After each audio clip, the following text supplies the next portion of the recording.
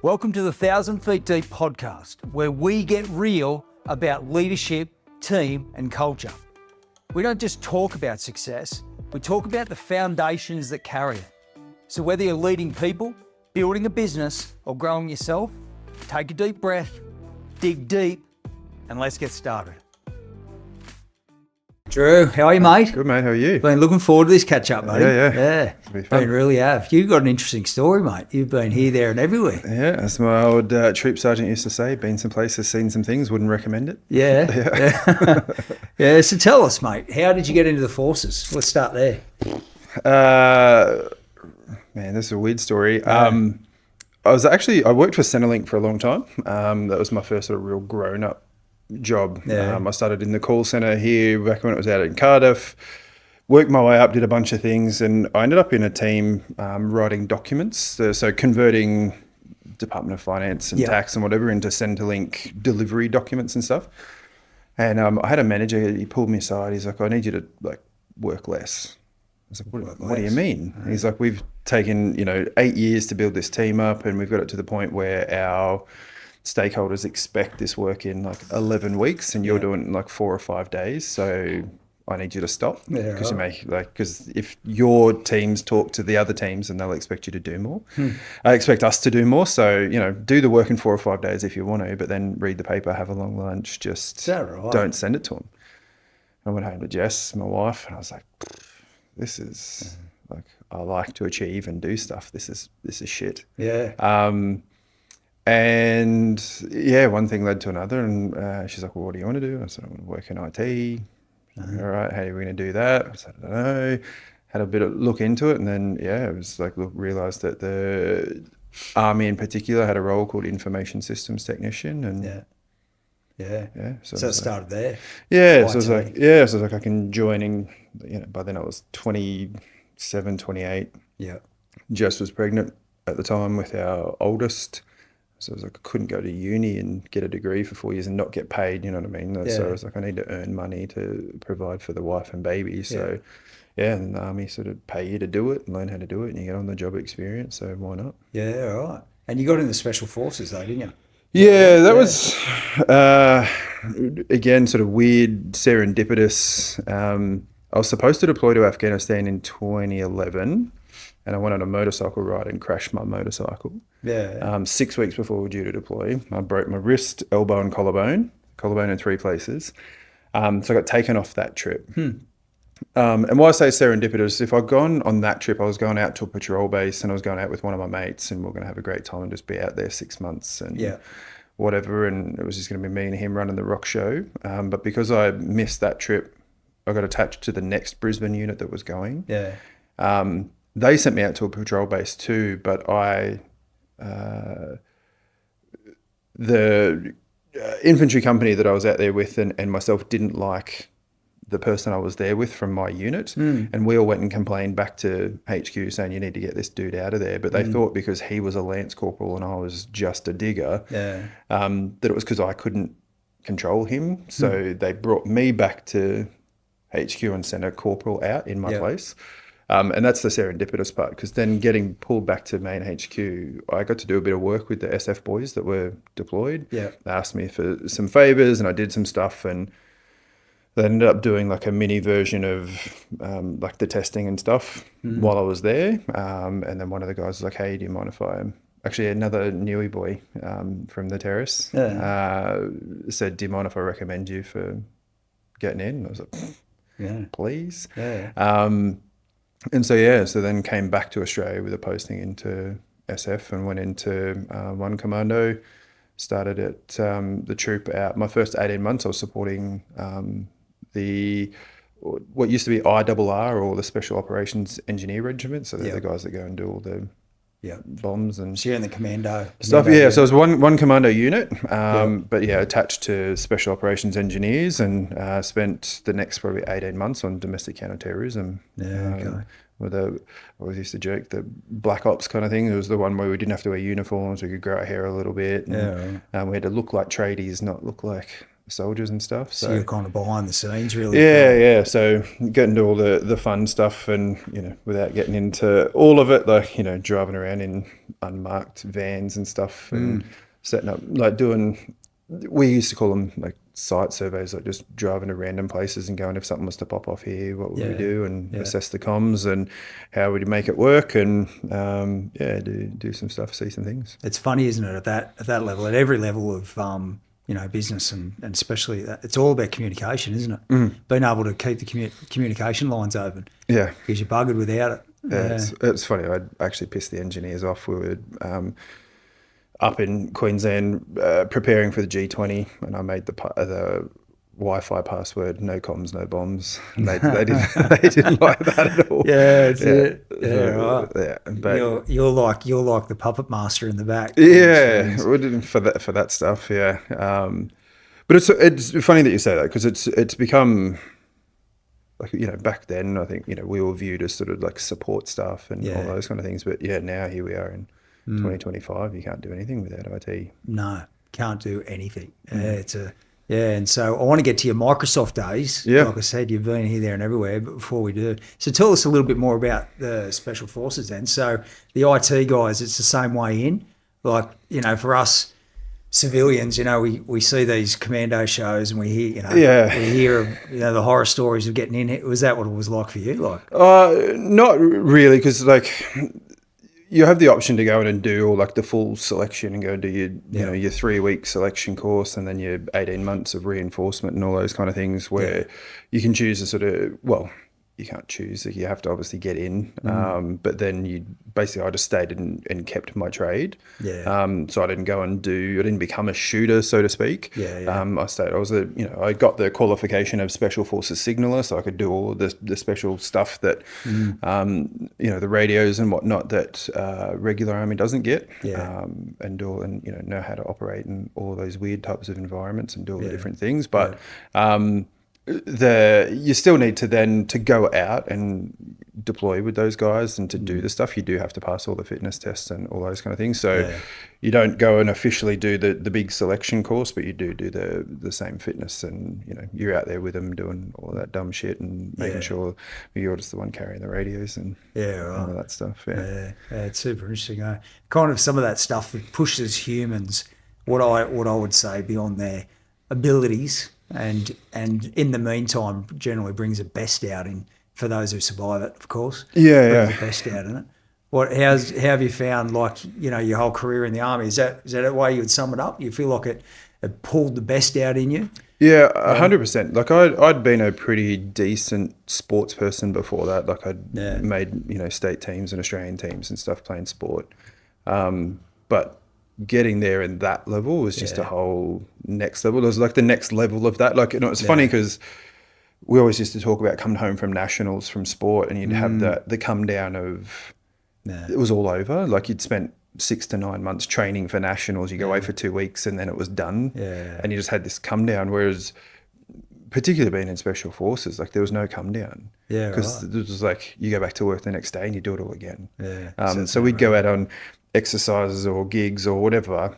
You go and do the thing, and you come back and you refurb, and you're like, we're back tomorrow, boys. Like, this is, and like, it's weird. And I think it's one of the hardest things about getting out. To be honest, is losing that, like, that high performance. Like, every day is, you're like, is even just going to PT, like, the things that, civilians pay money to go and do the Tough Mudders and the Spartans and all that kind of shit. And that was PT for us. So these people trained for 9 months to go and win a medal for fucking, sorry, I don't know if I can swear on your podcast, for doing those tough mudders and whatever. And that was a Thursday for us. And then we had to still do our job after it. That's the glimpse in that we get now as civilians. We get a glimpse into that world now through things like that. The stuff on telly, I can't remember what that show, Ant Middleton. He's up there and he's dragging these people through it. Like, I mean, I look at that, mate, and I'm like, that I would die on day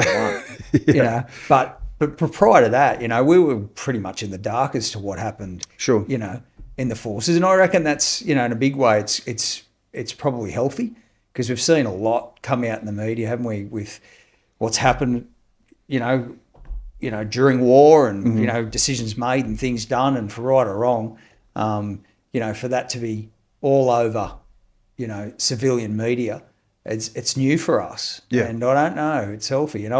We all grew up, of course, in families and streets where, our mates' fathers came back from Vietnam, for instance. Yeah. And we didn't know much. But what we did know is they came back a bit bent. Yeah. Bent And out of they shape. didn't want to talk about it. Yeah. Those dudes, like, speaking of some of the Vietnam vets, like, they saw some shit, man. Like, Yeah, mate. Because the average conflict, every other conflict, right, the average engagement distance was about 100 meters, right? So you're shooting at each other from a fair whack away. Yeah. Like, the average one in Vietnam was like 25. Like, you could see the color of the other dude's eyes. It's like, full on, eh? So, those dudes, like, I can't even imagine what that would have been. Like, is it, Afghanistan was weird enough with not knowing who the combatants were. And you went to Afghanistan. Yeah. Yeah. That was stressful enough, right? But there was a fairly decent sort of rule of engagement for us, like who we couldn't engage, and like you kind of had an idea if they had an AK-47, they probably weren't a good dude. Whereas like over there was all of a sudden someone just popping up out of the green, and like, where the fuck did that dude come from? And it's popping off, and it was just, I couldn't imagine. And they were out there, they go out on patrols for 3 weeks at a time and just live that for 3 weeks at a time. You're like, ugh. For some reason, and this is very ignorant of me to say this, because you've got World War One, World War Two, and all the other wars in between and thereabouts, and so it's partially my generation, a lot of my ignorance. But to me, it seems like, I mean this all due respect to those who served for us in Vietnam, but it just did seem, didn't it, like they came back especially fragile, especially broken. Yeah, and, you can give, I don't know. Like, I don't know if that's true or not, because I'm sure maybe it was just concealed with the other generations and the other wars, whether this one was so in the media. But, it's very sad. I think part of it too, though, was like those other wars, I think like the Allied nations in particular, right? Yeah. Like the public at home supported it. Yes, and mate, it was massive point. Do you know what I mean? So massive. So these guys came home with bro. one of the, if not the most stressful conflict of all time in terms of like jungle warfare. To then come home to a public was like, well, you shouldn't have been there anyway. All the horrible things they were saying. You got what you deserved, kind of thing. So for them to come home with that as well, that's probably scarring, isn't it? 100%, man. Because it's like, without getting into it and making this podcast a therapy session, like it's jarring coming home. Like even from Afghanistan, right? Like I was nowhere near that level of contact. Like I was rocketed, I was shot at shore, but like it is what it is. But the thing that, like, I don't know, man, from like a PTSD perspective, like those guys coming home messed up. Yeah. Like, you go somewhere like that and all you see for months at a time, quite literally, is green. Like your uniform's green, the tents are green, the shit you're living in is green. Like in Afghanistan, we were in green uniforms, but the countryside was grey because it was just this dusty dirt crap everywhere. It's always hazy because pollution and whatnot. And then you come home and there's bright colours and there's loud people and like cars and like all of the stuff you haven't seen. And they went for 12 months at a time, plus maybe longer, to Vietnam. I only went for 6 months. And it is like an assault on your senses coming home. But the first time, I know for people listening to your podcast probably from all over the place, but the first time I got home, Jess and my wife and the girls were living in Raymond Terrace, and we went to the Raymond Terrace marketplace. Mate, I was, like, just my brain couldn't cope. Like all the colours, like I still now today just thinking about it, I see the big Donut King sign, the food court there, that big pink sign, and I was just like, oh, that's just too much. So that's the bit we'll never understand, isn't it? Like never even thought about that. Just general, normal, everyday things. Assaulting the senses. I don't know what it is, mate. I've got a real heart for, for that particular group. The Vietnam vets. Like, again, we probably all got friends whose fathers came back. Luckily enough, my father didn't have to go. But some of my good mates' father did, and I know it took a toll. And you know, my heart goes out. And even now, if anyone's listening, you know, family and friends or somebody who has gone to Vietnam, we just want to let you know we appreciate you because I think that's the greatest insult, mate, is that, you know, you've, as a young fella, been forced to go or gone over because you thought you were doing the right thing, serving your country, only to come back and be felt, you know, be treated and spoken to and felt like a criminal. And I think too, what they probably didn't do well, I'm not sure if they do it better now, but the assimilation too. So it's not like, you know, it's not like you get a soft landing. It's like you 1 minute you're in Vietnam, next minute you're at home and you're on your own, you know, and so you've lost your camaraderie, you've lost your connection, you've lost your job, you've lost everything, and you've got to deal with it all on your own. I could just only imagine, bro, how full on that would be. Yeah. It's funny you say that because they do a pretty good job now because you go. Good. So I came out of Afghanistan. We went into AMAB or Al Minhad Air Force Base in Dubai. We were there for I think 9 or 10 days, and while you're there, you got to do a bunch of because going in country, you do a whole heap of like psychological and medical assessments and all that kind of stuff, and then coming out, you do the reverse. So that like they test your baseline to make sure that, you know, you did this well on the testing before you went in and you're still within, you know, whatever plus minus of that.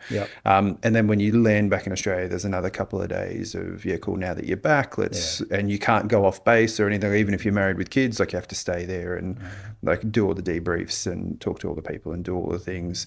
But in saying that, I did all of that. But then I came back here and because you accrue so much leave and whatever, I had from the end of October to the 29th of January off. Yeah, right. So I didn't see anybody in the military. And to be brutally honest, about myself and for myself, that was probably the worst thing I could have done. Yeah. Because I didn't want to burden my wife and kids with, you know, like I was rocketed 11 times in 40 hours at one point. She doesn't want to hear that. Like, she's just happy I'm home. The kids are happy I'm home. They don't want to talk about all that. They want to get on with life. Cool, now you're back. Like, you know. Let's go to the beach. Yeah, let's go to the beach. Let's have a good time. You're on holidays. Let's go and do the fun stuff. We go, you know, Christmas coming up. Let's do Christmas shopping and all those kind of things, which is fine. But I think for me, I didn't have enough of time with the people that had gone through the stuff that I'd gone through to, like, adequately debrief for myself. And so, you know, 13 years later now, paying the price a little bit. But yeah, like I think if I'd had my time again, I wouldn't have taken that much leave. I would have gone back to work and hung out with the boys a bit. And good, mate. And that would be good. And I feel I'm not sure if they do this better. We've talked to a couple of guys who have, you know, been in the forces and that and been friends of, and I feel like they'd probably do it a little bit better. And there's some organisations now who realise that it's a tension to manage, and so they come like beside them. I'm not sure it'll ever be done perfect, but that's the thing, isn't it? And everyone's made up different. This is male and females, I'm sure, but for blokes, I don't know, I can't speak for women, of course, but just not working, full stop, not engaging in some kind of tension, not just feeling aimless. You know, like, I don't know, I haven't gone to war, mate, but I can only go on holidays for 2 or 3 weeks and I start going stir crazy. You know, and so there's the human psyche and the way we're made up. It's just a beautiful mix, isn't it? Of, you know, of need and accomplishment and strength and vulnerability. You know, like it's all packaged up in one. And when we don't understand ourselves, you know, sometimes, I guess what I'm saying is sometimes it seems to me that, you know, when we go through stuff, if we can understand what it is we're actually dealing with, we can work through it and fix it. But when we ignore it and just think, she'll be right, mate, and don't tend to that fragility of the way we're made up, you know, mate, we can get pretty lost, can't we? Yeah, man, 100%. It's funny though, right? Because I feel like I've been an advocate for other people. Right, like, and you know, go and get the help, go and talk to the person, go and do the thing. But I haven't practiced what I've preached, so to speak. But it's funny because like the counterpoint to that, like, is, you know, you've got all of those things and you need that perfect balance to be the well-formed, functioning person. But then the counterbalance to that is like ego, Yeah. right? Like you don't want to admit That's right. that you've got that, or that you need the help or whatever. You're like, yeah, Yeah. I'll make it out. I'll be the one Yeah. that solves it myself. Yeah. And it's funny because, like, I know that you're very focused on leadership and all that kind of stuff. And it's funny because the skills that you build in the military to make you a leader are the things that,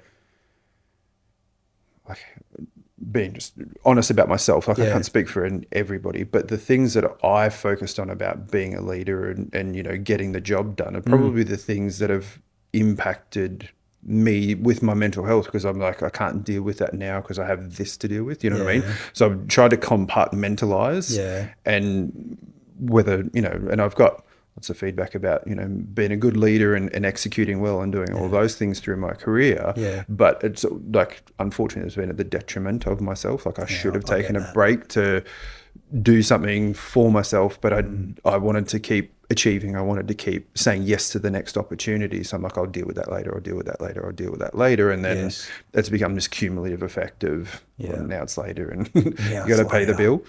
Mate, it's so important, because I feel like we're in a generation of people, we're in a generation of achievers.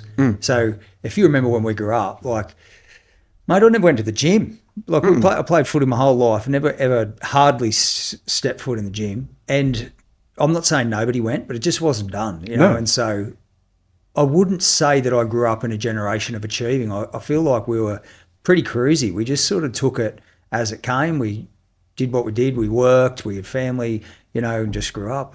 But now, like, when you think about the generation we live in now, you know, it's like, you only look at social media, mate. It's get up at 4, drink 5 litres of water, do 50 push-ups, go to the gym. Have your protein shakes and then journal. You know, don't eat this, eat that. And, you know, and then, and it's all about achieving. It's all about, hey, and you know what? I feel like it's a good thing in a way, but to your point, and I feel like this is the thing. It depends what you're pushing aside whilst you're achieving, doesn't it? Yeah. Because we're still human. Yep. And sometimes we're complex, and we can't assume that achieving and doing and striving is going to be the answer to our more vulnerable needs as a human. Like, we just need each other. Yeah. And I feel like the leadership thing can be a bit of a trap too, because there's a difference between independence and interdependence. Yeah, yeah. Maybe that's what you're talking about. So as leaders, we can feel like what that means is we need to be independent, where really what it means is we need to be super interdependent. We need to lead what we're leading, but we need to do it with people. Yeah, rely on the, and be vulnerable. Yeah. It's like leadership would be, okay, let's be a team and be vulnerable to each other, except for me because I'm the leader. Yeah, yeah. Let's be open and honest, except for me because I'm the leader. You know? Yeah, well, it's funny you say that, and I've been thinking about like this conversation coming up, and it's the military, like they train you so well for like promotion courses and stuff. Like at the time it feels like a burden because you get sent off every rank that you go up, there's, depending on your corps, there's like 3 courses you have to go and do. So it's gonna be months away from home where you go and learn how to do the army thing.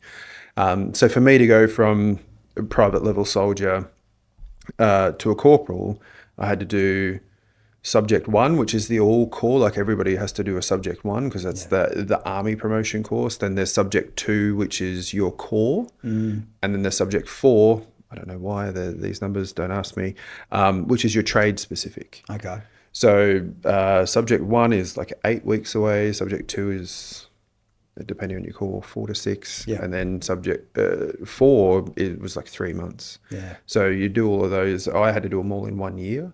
So I was away from home for months at a time to go and do all this stuff. But like subject 1 was actually probably one of the better courses I've done, is they teach you how to like build a lesson, and how people learn, and you know, have you got the right mix of words and diagrams and explanation and demonstrations and like practical applications so people can practice the thing, and how are you going to confirm the knowledge transfer? Are you going to have a, Yeah. do they have to put a weapon together, or are they going to have to plot a nav point on a map, or, salute, on the parade ground or something? Like, how are you, what's your thing? And so you've got to build the full lesson plan, then deliver it, and you get marked on it all the way through to, if you're outfield and you've got a section under you, are you making sure they've got enough rations? Are you making sure they've got enough food? Are you making sure they're taking care of themselves, changing their socks, doing all that kind of stuff? The small stuff for people. Yeah. And so you do everything. Important but small. And there's lessons about like understanding what motivates people. Like you're going to have a section of 8 to 10 people and all going to be motivated by the same stuff. Like, you know what I mean? Like some do they go to that detail? Yeah. Do they? Yeah. It's funny because, again, on the outside, I would have thought the only motivation the army would give you is screaming in your face. No, but that's it. They teach you like that. If you have to yell, you failed. The only time you should be yelling is when you're in contact on the battlefield. What about then, like in the, you watch all the movies and old mate screaming in your face? Like that's basic training. There's a little bit of that, but it's kind of like, I laugh because I'll just keep saying her name, Jess, my wife. She's like, they can't talk to you like that. Yeah. Like they can't talk to you like that. But it's too, like the stuff that happens in basic training is basically retraining your brain to react. Yeah. So, and that's what I mean. Like the whole psychological thing of the development of the military is so well planned that it starts on day one. Yeah. You get off the bus, they start screaming at you because they're teaching you to react under pressure, react to external stimulus. Yes. So you just do the thing without freaking out. Yeah, and kind of like it becomes second nature. Is that right? Yeah. Okay. So if you're then on the battlefield and the dude next to you starts screaming, you're not going to go, "Oh, you're yelling at me, man. Just ask me nice." Like, you know what I mean? So it's you're then, okay, cool. Sense. Like I'm trained and the scary things happening and whatever, but I'm just going to do my job. Yeah. And it's wild when you step out of it and start thinking about like how well it's structured. Yeah. Because by the time you leave Kapuka or wherever you do your basic training, you are like, I'm all in. Yeah. You're using the lingo, you're talking about all of the different things. You feel like you're 10 foot tall and bulletproof and all that kind of stuff. And it's 3 months. Yeah. And it's like fundamentally changes you as a human being. Yeah. They'll never undo that, what you've become when you march out of that place and it's all backed by psychology. Like they go through it to that level, right? And it's like they have what they call Cuddles Week, where like it's the irony, like it's supposed to be the week where they're super nice to you before they smash you and all that kind of stuff, but it's actually the week where they're the worst to you.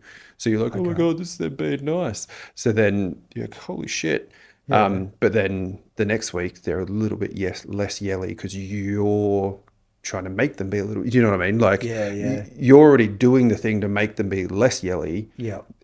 But they're already being less yelly. So you're getting that. Yeah. Your brain's telling you you're doing, brain's telling you you're doing the great thing because they're being nicer to you. And you're like, oh, I'm doing it. And so then you get that. It's wild, man. So, but they tell you, like, if you have to scream at somebody, you failed. Like you failed as a leader. Like you have to understand what motivates them and blah, blah, blah. And I've had this conversation a bunch of times. Like, if you're in barracks and I'm a corporal and I'm like, hey, man, can you go and move that bin? That dude has every right to tell me to fuck off. Yeah. All right. Because I haven't said, these are my orders, no questions to the end. That bin will be moved to there, blah, blah, blah. Like it's just an so you're his task. Hierarchy. Yeah. And that would that ever happen though? Well, you could get the odd dude that would be like that, right? But again, you have to understand what motivates the dudes that you're working with and all that kind of stuff. And some dudes, you go, hey man, can you move the bin? And they go, you know, man, I'll take the bin. Yeah. And other guys would be like, hey man, can you grab that bin and move it down the hallway and then you can go to lunch? Yeah. And I was like, sweet, we've got 15 minutes to go to lunch. Like, we weren't doing anything anyway. Like, you win nothing. He was just going to go and sit in the bay and do nothing. But he feels like he got 15 free minutes. Yeah.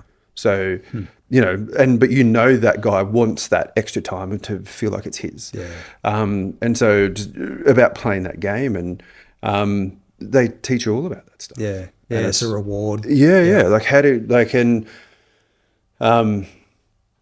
I said it because it was funny. I said in my interviews with Microsoft to become a manager, they said the same thing. Like, oh, you can't just lead people by screaming at them. And so I've never screamed at any of my soldiers ever. And I said the biggest difference between being a manager versus being a leader in the military is when I was in the military, like my wife my wife and kids knew their wives and kids. So the decisions I made about these people and like the shit we were doing and saying, yes, like let's go and, theoretically, hypothetically go and kick in a door. Yeah.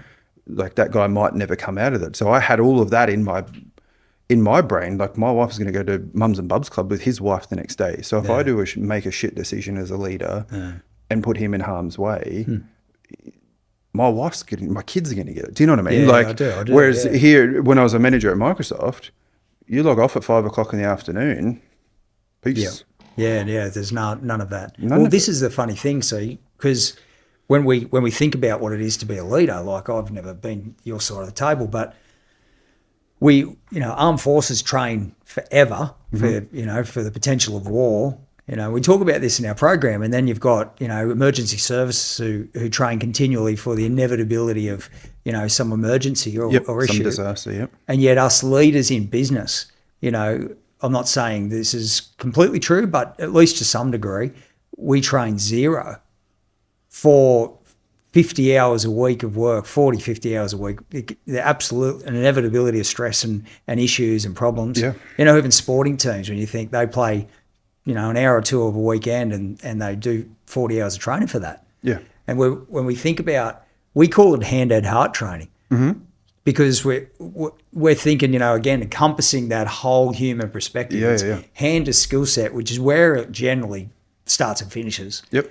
And then you've got mindset, which, as you know, is probably 80% of success comes down to the way we think. Yep. And then we've got character, which I think the Army, that's what they're trying to do, is they're trying to give you a real foundation so that under pressure, you don't have to think. Yep. You just react the way you've been trained. Yep. So hand-head heart training and making sure that we as leaders, in this business world are ready for all of the, the dramas that come along with what we do every day. Yep. So how have you found that? You want to talk about Microsoft? Yeah. How have you found going from the Army and the training required there for what it is you had to do, and then coming into the business world? How does it compare? And how would you improve it? Like, what would you do? It blew me away joining Microsoft. So my first day at Microsoft was the Tuesday after the September, October long weekend. So I was in uniform on the Friday. We had the 3-day long weekend, and then I rocked up to Microsoft as a civilian on the Tuesday. And this was in America, right? No, it was here in Australia, in Canberra. Okay. Yeah. So I was the last 2 years I was posted to Canberra, and I was the head of SOCOMAND's personal SIG. So I did all his comms stuff. And then so I got so to get the job at Microsoft, I knew I wanted to get out.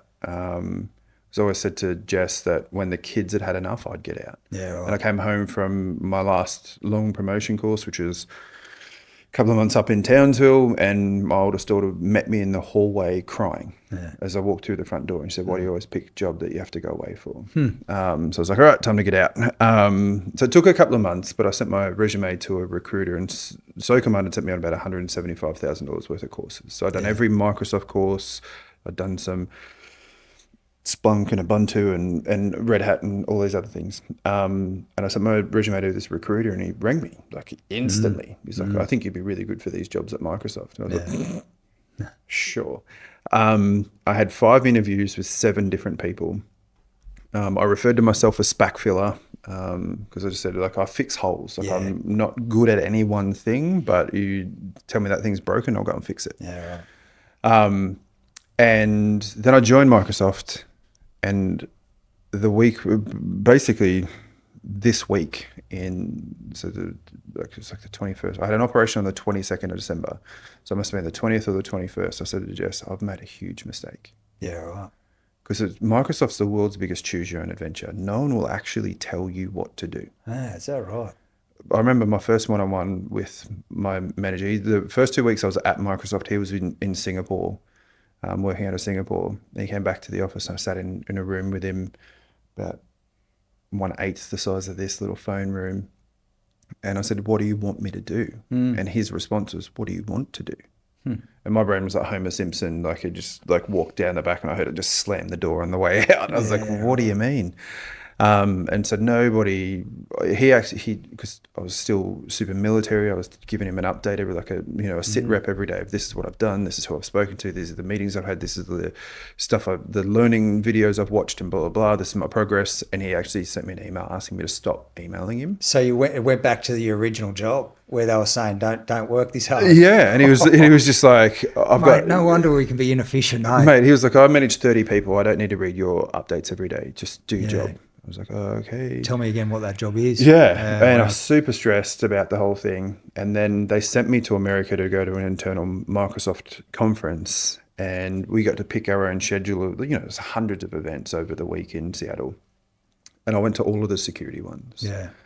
And I was like, finally didn't feel like the dumbest person in the room. I knew the answers to the questions. I was able to challenge a couple of people that said some things. I was like, I know how to do that. Yeah. And came home and I said, I get to do security now. And he's like, I'm going to lose another one to security. And I said, I understand security. And he said, I'm going to lose another one to security. I was like, what do you mean? He said, you can do that for a living. I was like, what? Yeah. And from that point on, man, and I just went. Found your niche. Yeah. So he told me at the end of my first year, he told me that I achieved in 9 months what he thought it would take me 18 months to do. This is the same bloke? Yeah. Same fellow. Same there, guy. Right? And it was, I had the next manager I had after him said that he wished he could have a team of people like me that knew their worth. Yeah. He said, because, mate. And you'll probably understand this. Like, I wasn't afraid to say, I don't know. Yeah. Because the people I'd been in rooms with, like I've been in the room with a 2-star general. Like the head of Second Command's a 2-star general. I was his personal SIG. Yeah. I've met the Prime Minister of Australia, like doing work stuff. Yeah. Do you know what I mean? Like I'd been eating in the same mess as Ben Roberts-Smith. Like I've seen people that have done phenomenal stuff that are like at a level that the average person won't achieve. That's it. And so I'm not intimidated by anybody. And like, as weird as it sounds, like I don't care what people think about me. I'm not afraid to say I don't know. Yeah. And so I'd go, I don't know, but I'll come back and I'll give you the answer. Yeah. And so I'd go away and I'd do the thing and I'd come back. Whereas the default answer from everybody else on my peers, like brilliant people, don't get me wrong, like phenomenal people, super smart, great at what they do. But if they weren't 100% comfortable, they just say no. Yeah, see, it's a bloody... See, this is a crossover that I love, because when we think about what a business owner and a leader are actually called to do, it's hand, head, heart. And so what a lot of you talking about, that way I understand it at least, is that you were trained to evaluate where you were, but not allowed to be a limitation. No. And it's like, all right, well, this is where I am now, but this is where I'll be. I'll get back to you. Yeah. And I love that thought that you just said, mate, knowing your worth. Yep. You take yourself with you wherever you go. And it's like, wherever you fall on the scale of competency, it's not a limitation. No.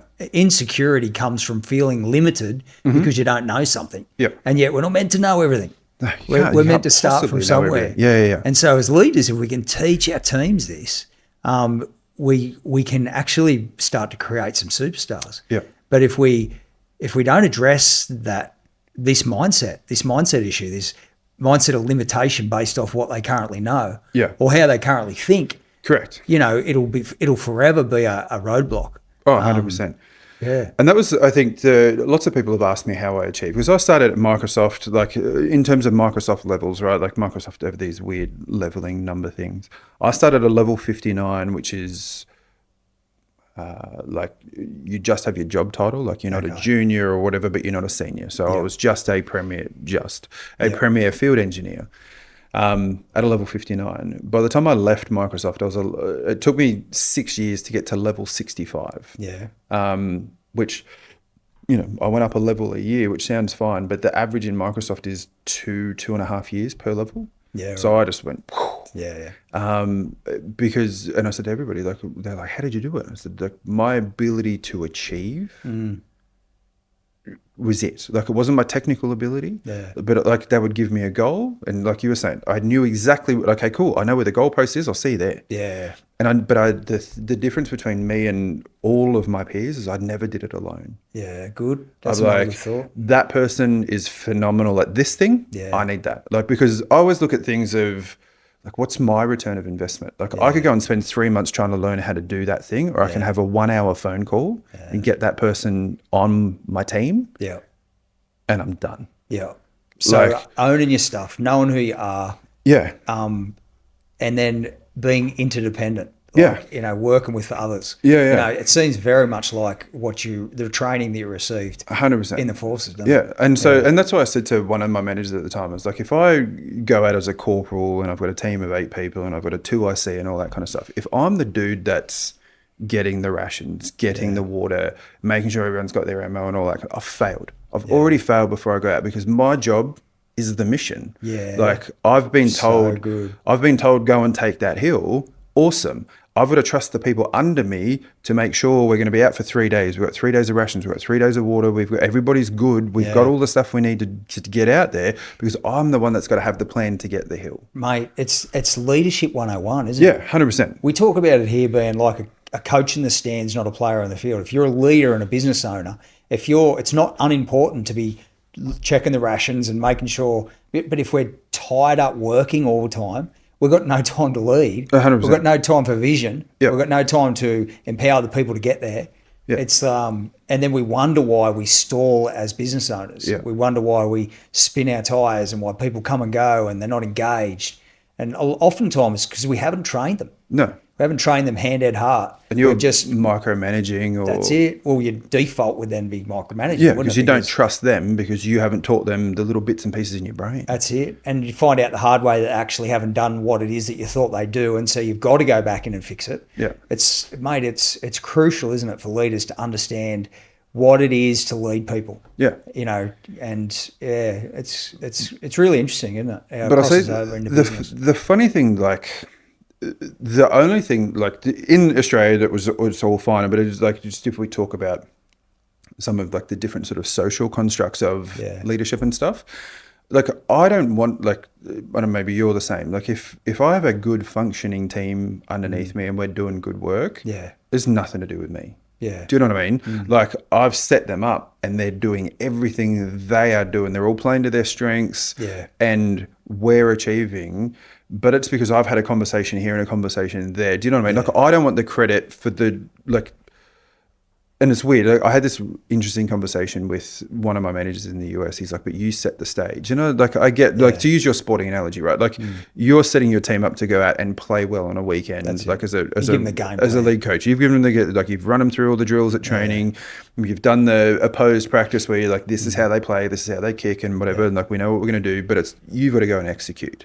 I've always found like the best coaches, like the Alex Fergusons and whoever is like, you know, Roy Keane had a fantastic game. Yeah. Like, we couldn't have achieved if Roy wasn't back pulling the strings, feeding the ball, doing all that kind of stuff.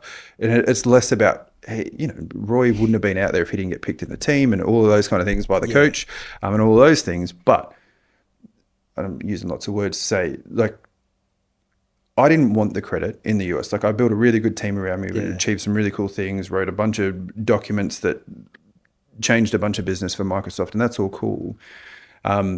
I didn't want the credit. I wanted my team to get the credit. But the one thing I hate is people that take credit without contributing. Yeah, right.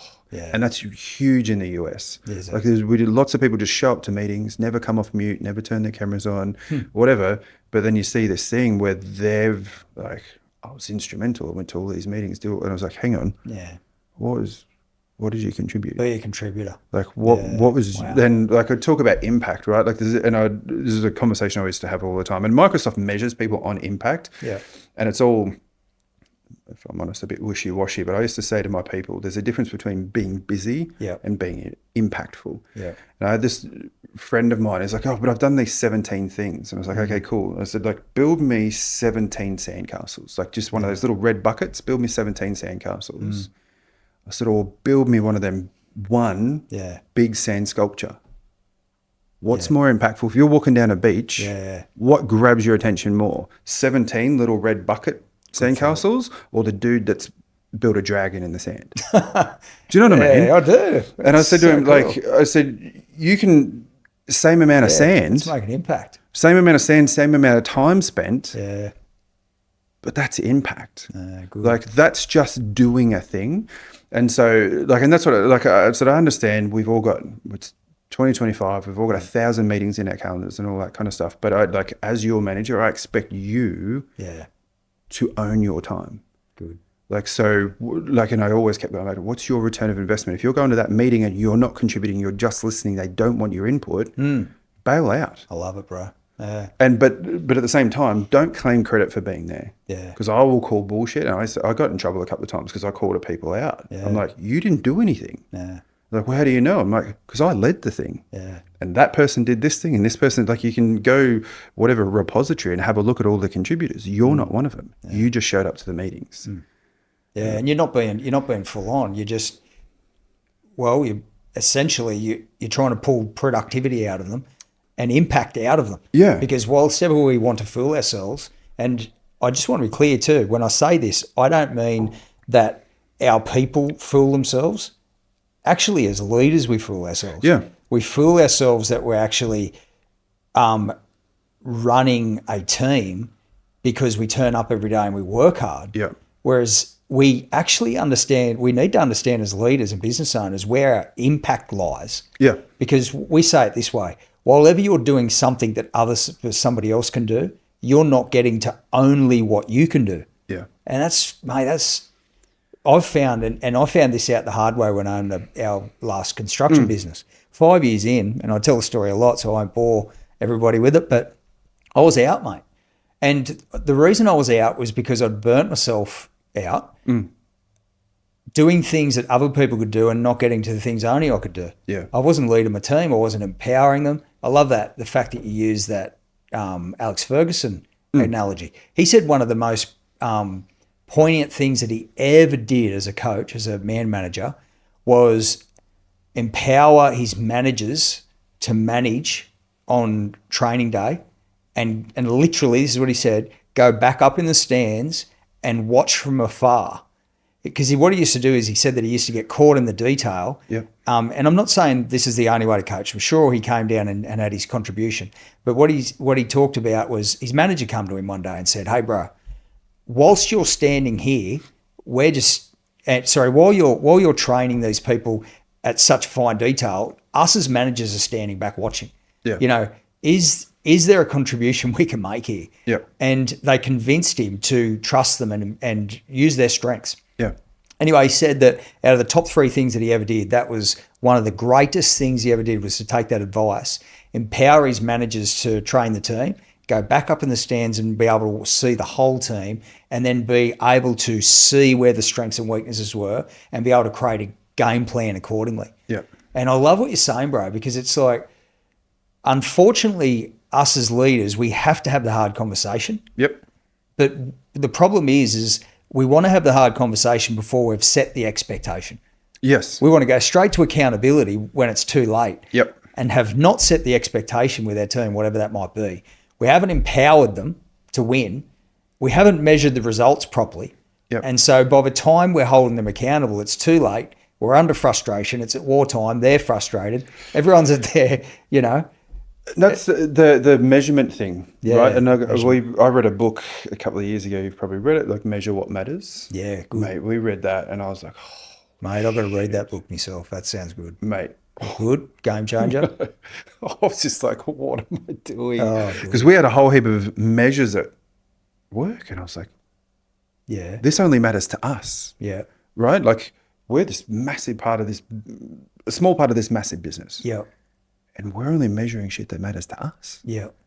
So if Sachi comes and says, what do you guys do? We'll be like, oh, we care about this. And he'd be like, okay, great. Yeah. And so that was kind of eye-opening. But then I started having conversations with, the people that reported to me about, like, how do we, like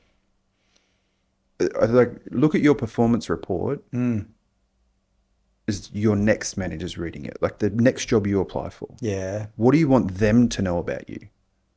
Like, because I work with you every day, so I know. But what do you want that to say? Like when you apply for your next job, and in Microsoft internally, the next hiring manager can see the last 2 years of your, quarterly performance reports. What do you want them to see about you? Like, what goals have you put in here that you've been able to achieve? Like, I say, I don't care what it is, but put something in here that you know you can achieve in a 3-month period. Yeah, good. Like, Yeah. so And you're it getting reflects on others, not that's just yourself. correct. Like, Yeah. and because Microsoft did what Makes they call another these team win. 3 circles of impact. Yeah. So it's, you know, what do you do for yourself? Like your individual contribution plus what did you do to build on the work of others? Good. So take something that somebody else has done and make it better. Yeah. And then what have you contributed that somebody else can take and make better? Yeah. So there's those kind of things. And that's what I used to say to people. Like, and my first manager at Microsoft, he said the most profound thing to me. And I don't think he ever realized that he said it.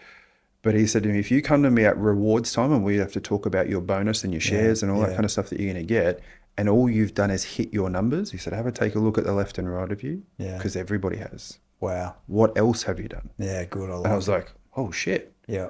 He's like, hitting your metrics, like you've got a utilization target of 70%. Awesome. That's table stakes. It's just buying. That's just buying in. That's in your role description. You have to do that. Mate, it's just so important, bro. Because, you know, when we think about, like, this is the tension, I reckon, that we face. So 1,000 feet deep, what we do is we work with leaders that, well, they'll fall into 2 categories. They'll be like I was 5 years in, where I'm busted custard, and it's like, what the hell? You know, like I thought this was going to be everything better than this. Yeah. Not realizing that I just hadn't even really started the work of leadership. Right. And so I had it all in front of me potentially, but I didn't know what I didn't know. Yeah. And so slowly but surely we were able to start to, you know, to do the things that, you know, took our business to the next level. Sure. And that has actually become the Hand, Head, Heart Leadership Team and Culture Development program that we run. Yeah. But there's another, of course, group, if you will, and it's performance-driven teams who don't look for if they can improve, they only look for where. Yep. You know, they just want to go to the next level. Sure.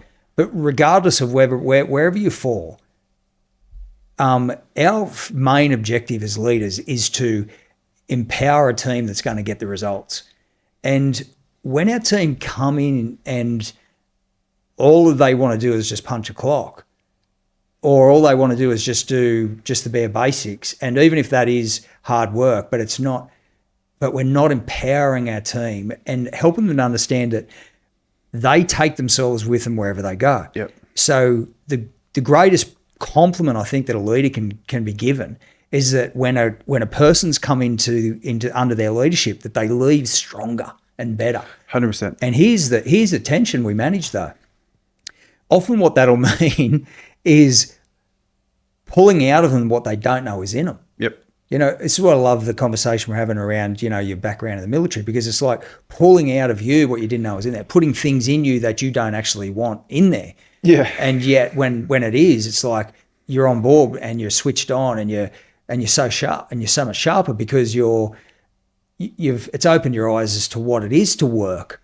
Yeah. Rather than just thinking that I'm here just to get by or... Well, it's funny, man, because like I became a manager in the US for Microsoft, and they told me they were taking a risk on me making me a manager because I'd never been a manager in Microsoft before. Yeah. Okay. If I hadn't have been trained the way I was trained in the military, if I'm honest, I probably would have failed. Yeah, okay. Because the Microsoft manager training tells you to model, coach, care, model the Microsoft values, coach people to meet the Microsoft values, and care about them as people. That's it. Yeah. So your example is you're modeling whatever's in your organization, and every organization within Microsoft, there's thousands of them, is different because they all care about different things. They're all measuring their own thing. Is it do you find that was a good leadership skeleton pathway, whatever you say? Absolutely not. No. Okay. Like having done, like they do. There's a bunch of like other training they did once you're already a manager. The like crucial conversation training and the SL2 leadership stuff. They did do some stuff in the end, but like the first 12 months of becoming a manager, it's all super wishy-washy and like there's nothing to tell you how to actually lead people. It's how to be a manager. Yeah. Do you know what I mean? Like, and there's a difference, difference, right? So just like make sure they understand that the Microsoft values are, you know, we empower everybody on the planet to achieve more. Yeah. Like, okay, cool. Like that's so abstract and whatever. I had a guy that reported to me and he's worked for IBM and whatever, and he'd been at Microsoft 12 years. He said it was the first manager he ever had that asked him about his wife and kids. Yeah. Wow. Okay. Another direct report, she was, mate, phenomenal. Like she was already an MVP in the end user compute world. She had like certifications out the wazoo and everything, but they hired her as like essentially a junior person. I was like, what the hell? Like, and they told her she didn't have enough exposure within Microsoft, so she had to like build her brand and all this kind of. I'm like, that's rubbish. She's already got a bigger brand than all of us. Like, she gets invited to conferences to speak. Yeah. Like, you've done her a massive disservice. And she was trying to be everything to everyone all at once. And I was like, stop. So she worked under you. Yeah. So when I became a manager, I got her and a couple of other people. And I was like, just stop. Like, what is your strength? Good. Like, the rest of it doesn't. Stop saying yes to that nonsense. Yeah, leadership's about powering others. Yeah, and I was like, just go and, like, if that's the work you want to do, awesome. It's my job as your manager to make sure you get that. Like, my job as your manager is to be your cheerleader. So you go and do that thing. You tell me how great it was. I'll tell everybody else how great it was. Yeah. And then I had another guy, young guy, without going into all of the, minutiae, like a Hispanic guy, but he's... there was, I don't know, like I never went into it because as far as I was concerned, it wasn't any of my business, but his previous manager told me that he was on this, he had a particular identity type of thing within the US, that because his parents weren't American citizens, he had all of this other stuff and whatever. Yeah. And same deal, like he came to me and said, I'm going to apply for this other job. I was like, awesome, how can I help? And he was like, okay. And I coached him through like the interviews, like this is like, I reached out to the hiring managers, like, what are you looking for? Blah, blah, blah. Like, how can we help this dude be successful? And then I went back to him and I was like, here you go, man. Like, this is the playbook. Like, go and talk to this person. He's already in the team, yada, yada, yada. And he's like, I never would have had the courage to go and apply for this job. And he won it. He left my team. Yeah. He's like, I never would have thought my manager would encourage me to go and get. And I was like, mate, you are so much bigger than this role. So good, and you're only 20 something years old. Like, you got your whole career in front of you. Go and do it. Chase the thing. Go and prove to yourself that you can be the dude that you want to be. Because he went into a sales role and he's like, I wasn't sure if I could do it because he's, very hands-on technical. I was like, mate, you're going to make so much money. You have to take me out on your boat. Yeah. Like, because you are going to be so good at it. And he's gone off to, like, he'd left Microsoft and went to this other startup and, making $1 squillion. And I was like, and he's like, I wouldn't be here if it wasn't for you. I was like, mate, it's got nothing to do with me. I just gave you the confidence to do it. You executed. Great. Mate, you executed. Hey, for the leaders listening out there, this is key, mate, because it's like I think it's Jack Welch. Forgive me if I've got this wrong, but I think he says, before you're a leader, it's about developing yourself, and after you're a leader, it's all about developing others. Yeah. That's what it's about. It's about being able to help people. And there's another really cool quote, and it says, it's something like this, and it says that leadership is about leading people where they need to go. Mm-hmm. Great leadership is leading people where they need to go but don't want to go, or don't know they need to go. Yeah. And it's the best whenever you hear about, especially in my world, say the footy. I've just played footy and watched footy and all that kind of stuff. Yeah. The best man managers are those guys that can take somebody that wasn't working in another team, that was pretty much on the sidelines, just kicking stones and essentially, and they turn them into superstars. Josh King. Because it's about being able to pull the best out in people. Yeah. And as leaders, if, when we think about, like what I said before, whilst ever you're doing the things that other people can do, you're not getting to what only you can do. If we had to find a category for what that only you can do is as a leader, it's bringing the best out in people. Yeah, man. Mate, you never ever win a grand final without a winning team. No. And I love what you've talked about today, mate. It's about, leadership is about others. This is what I realised in that 5-year mark when we hit the wall at GJ's. Yeah. That I wasn't a builder anymore. I didn't build homes. Yeah. What I realised is that I was a builder of people. Yeah. Because I couldn't build all the homes that we were selling, even if I wanted to. Yeah.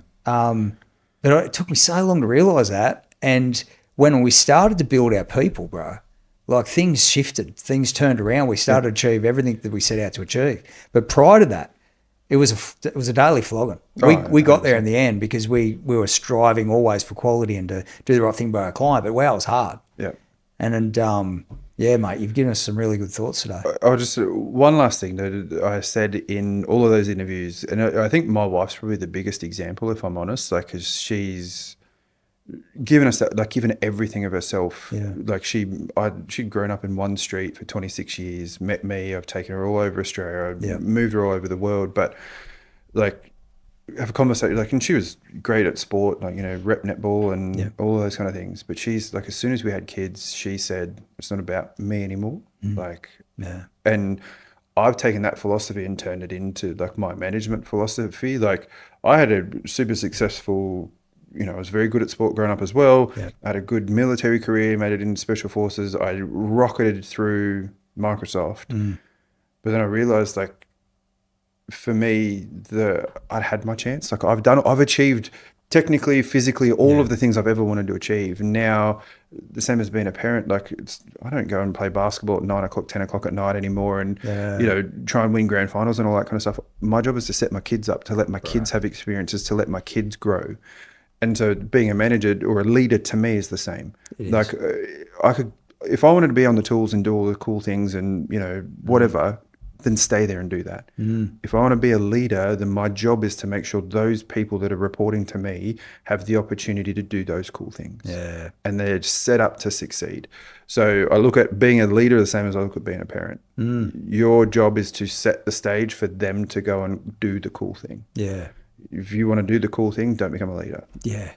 Yeah, it's so true. Do you know what I mean? Like, Yeah. it seems simple to say it, but it is so true, and it's hard for leaders too, because there's so much to do, and if you don't start the work of leadership, and even when you do, it's still so much to do, and we fall into the mindset of just doing. Yeah. We feel like we can move the needle of our organisation through hard work. Yeah. And when you mentioned model before, it's funny because a lot of what we do as leaders is we'll model hard work, and we'll actually model the things that are actually unhelpful. yeah, Because we're meant to not so much, we are meant to model it, don't get me wrong, and that's about character. So it's not like do as I say, not as I do, because that's just, a lack of character, if you will. Yep. But actually what we need to do as leaders, as well as model, yes, we need to set the expectation. yeah, We need to uniquely look at every person, every position on our team, like a football coach might, and go,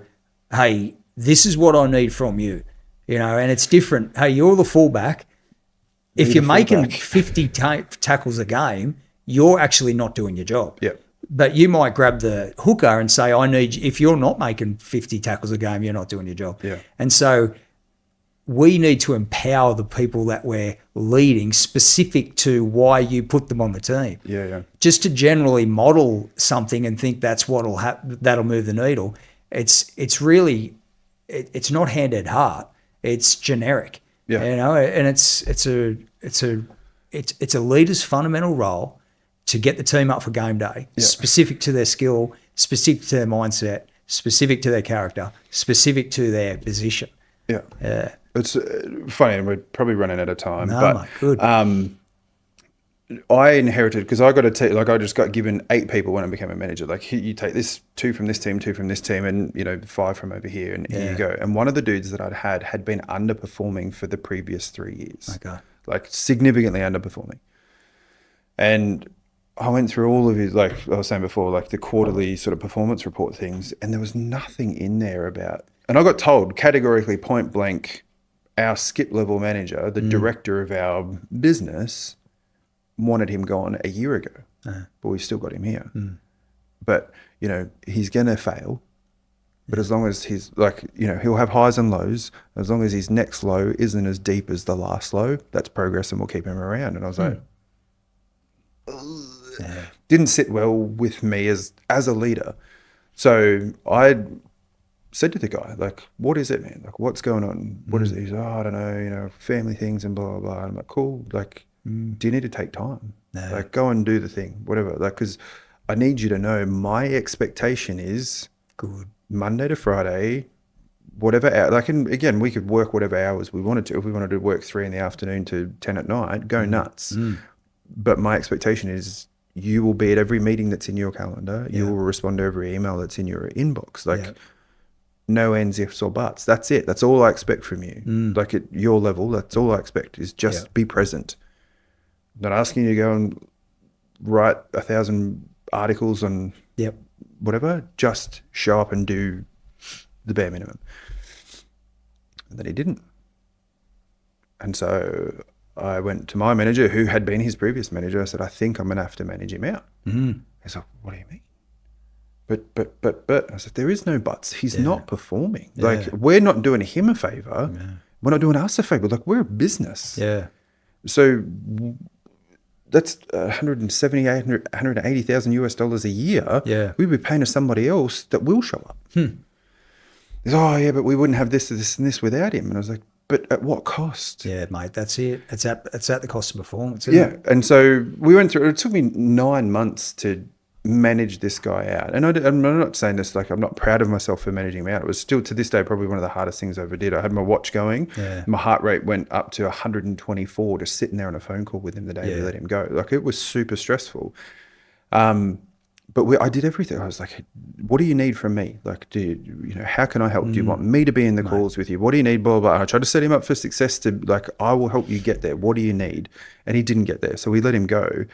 And I say all of that to say, an hour after we let him go, he emailed me, my manager, and our skip to thank me. Yes, mate. Because he said, and he apologized. He said, I've let Andrew down. Andrew gave me every opportunity. I knew what I had to do. I knew what I was supposed to do, and I didn't do it. So I want to say thank you for Andrew for giving me the opportunity, and sorry for not getting to where he needed me to be. Mate, that's such a good story, bro, because this is a thing, what we try to do here at work, at what we do 1,000 Feet Deep, is we're dealing with people that are busted. Like, when you're a business owner, you put it all on the line. Yeah. You've got all your finances, your reputation, everything. Yeah. Your family, your friendships. And why is that? Because you don't see family or friends all the time. And, and marriages come under massive strain if you're a business owner and high organizational leader. And essentially what we do is we grab our success. Imagine, look, just here you go. Yeah. Here's my success. Here's my reputation. Here's my cash flows. Here's my profit. Here's my everything. And you can help me manage this. And then we don't empower them. And imagine this. Imagine a footy coach and the fullback dropped the ball every second time he touched it. And we just let him roll. You see, it's not actually, I love the fact that you did it with a conscience, because leadership has to be about people, so we're not cold and callous. But I tell you what, if we don't lead people, set the expectation, empower the outcome, measure the result, and then hold people accountable in a way that's best for them and the team, we aren't actually even getting off the ground of leadership. No, and we're doing the people a disservice too, right? Like, because if I'd have just let that guy keep coasting and keep getting drags the whole team down, and doesn't it? like, in terms of like rewards for Microsoft, like, he had the first year I got to give him his rewards was the first year in 3 years that he'd actually gotten shares from Microsoft. Yeah, wow. Because he'd performed so poorly beforehand, he didn't even get any. Yeah. And he was like blown away that it was like, okay, cool. Like, you've hit this level now. Let's at least maintain it. And he couldn't even maintain it, right? Yeah. So I was like, it's not just me you're letting down. Like, there's the salespeople that have got these customers on the call. There's the customers on the call. There's the account managers. Like, there's all of these people. Like, you think you showing up to a meeting, who cares? It's just the customer. But like, all of these people are like impacted by your inability to be present. Yeah, right. Good. And that's like, all we needed was you to be present. Like I said, like, we make that the standard, we can build from there. But we couldn't even get to that standard. So like, I was like, and then I'm measured as a manager of their performance. Exactly. It's ends up being your success that you surrender, if you will. Yeah. And I'm like, so like, I don't want to be callous, but at the end of the day, like, if I'm going to be measured on the performance of my team, it's just leadership, mate. It's just leadership. And I don't, and just leadership, it's like, it's just business. Yeah. And you've just gone to rip somebody off. That's just a horror show. Yeah. So I want to really clarify what I mean by just leadership. And we've talked about it, so I probably don't even need to clarify. Yeah. Mate, leadership is all about others, isn't it, mate? 100%. It's all about care and concern, but it's also about performance. Yeah. And the way you've just modelled that, the way you've just explained that, I feel like it's just for business owners out there who are looking for the first step, it's like, let's set the expectation. You have to. Let's empower the outcome. Yeah. Measure the result so you don't find out the hard way. but don't forget to hold people accountable. Just don't make it the first thing you do. Yeah. And he ended up putting me down as a reference for his next job. So like, good, mate. Do you know what I mean? Like, so He was better for being under your leadership. And So I even said to him at one point, I was like, mate, I sent him some jobs that were like local to his office because he was working remote with us. I was like, mate, I want to be honest. Yeah. Remote work doesn't work for you. You need to be in an office and see people. You need to be accountable. Like, and be present. I think you'll be better. Yeah. And he's like, oh, yeah, I don't know. And then now, allegedly, the job that he's got, he goes into the office every day and he's been there ever since. Yeah, so, it, must have made something for him. But again, like a little bit of pride thing for me. He thanked me, he apologized, and then he put me down as a reference for his next job. So I cared about him as a person. I wanted him to do well, but at the same time, he wasn't performing. So it's time. Yeah. So hey, mate, we didn't get to... That was super cool, super interesting. We didn't even get to what I really want to talk about, which is the cybersecurity part. Yeah, I have to come back. We're going to get you back. Yeah, we're going to get you back. I really want to.